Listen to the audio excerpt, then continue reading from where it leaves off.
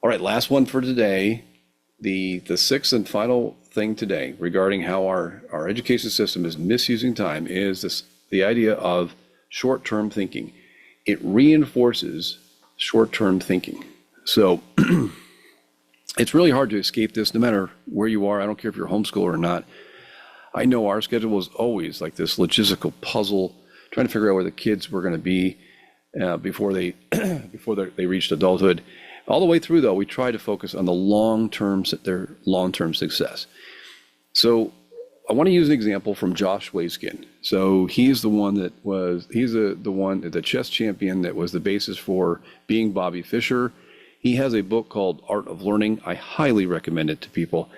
And he gives us an example, very persuasive, short-term thinking example, even in the world of chess. What he witnessed was there are coaches that would focus on the immediate benefits, like memorizing opening moves.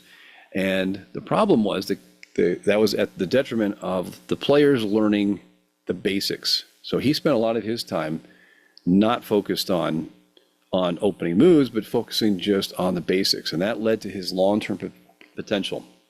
So clubs can rack up more quote unquote wins early on, but because they're not responsible for what happens to that student when they go to the next year and the next year and the next year. So the long-term potential of many chess players, in other words, are being handicapped because of short-term thinking. So when you have a coach that's with a student for a lifetime, like the parents, those incentives are now aligned with the long-term success. And so Josh Wayskin, again, I recommend that book. He credits this as the differentiator, or this differentiator as key in his journey to becoming a chess champion. And so let's think about the way that state schools reinforce short-term thinking.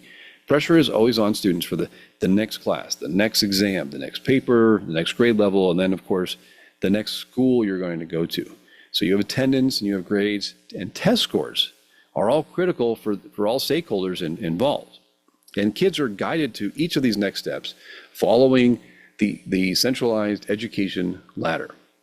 The teachers, the coaches, the administrators are all evaluated on how students do on such matters. And even school budgets depend on these metrics. So once the students, though, move on to their next step, that's somebody else's problem. Okay? This is not sane. The people the students are going to for guidance, they have incentives to focus only on that next step. For teachers, maybe it's that semester. For coaches, maybe it's that season. For the guidance counselor, it's just a graduation, then they're out of there. It's somebody else's problem. Where is the urgency for critical life skills? Instead of test scores, what about life skills? Where do students get those? So it's often partway through college when the realization hits students that, oh my gosh, man, I'm not ready for this. The prospect of a low-paying job, if any job, and massive student loans, their students are going to have to switch majors, or they're going to have to do something else. Maybe they have to drop out. There is, this is not a thing that universities have incentive to fix either, because universities benefit every time they have to take an extra class or switch majors. That's just extra tuition for them. So like those chess coaches, once students move to their next step, in this case graduation, it's somebody else's problem. We can flip this whole framework upside down. Instead of experiencing chronic short-term stress, imagine if kids learned first principle ideas, if they practiced critical thinking, if they mastered life skills. Imagine if we taught them about low time preference, which is another fancy way of saying long-term thinking. We could reduce the pressure to take jobs they otherwise would not want. We can reduce the risk of them feeling trapped once they do get those jobs because of the student loans. So this is an area that all parents can address. It doesn't matter if you're going to public school or you're homeschooling or whatever you're doing.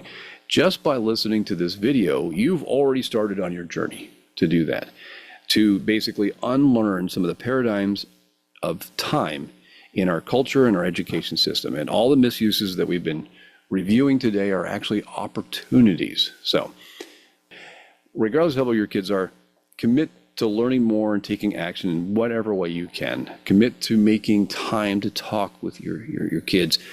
I sometimes think of Gandalf talking in Lord of the Rings, basically telling him, all we have to do is to decide with the time that is given to us. And that's what we have.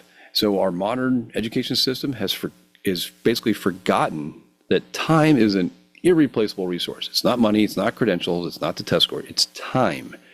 So those are the things that we've covered. 6 ways that time is misused in today's education system. I hope you find this valuable. Please reach out with your comments if you agree or disagree. I would love to hear what other people say about this, and we will catch you in the next video. Thank you.